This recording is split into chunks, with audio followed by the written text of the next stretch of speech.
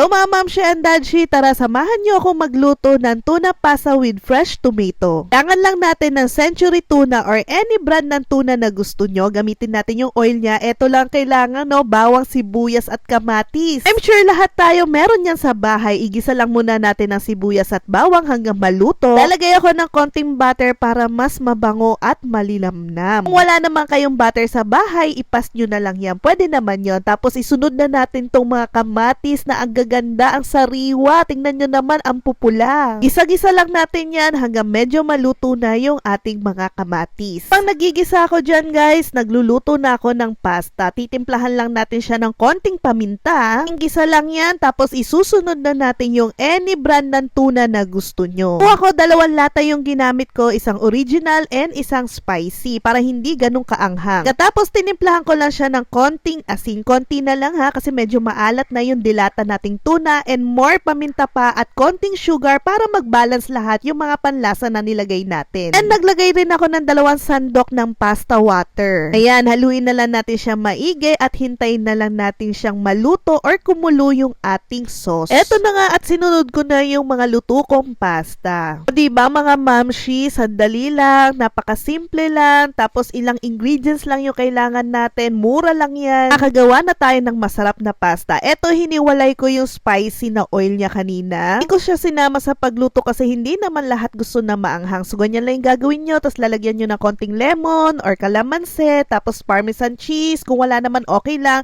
Tapos, chili flakes kung gusto nyo pa ng pinakamaanghang or mas maanghang pa sa inyong pasta. So, ayan mga mamshi and dadshi. Napakadali lang lutuin at meron ka ng masarap na tuna pasta. I'm sure magugustuhan to ng buong pamilya nyo kahit ng mga anak nyo. Inabagay sa pang-merienda, lunch, or dinner. So, yun lang. Kain tayo. Bye!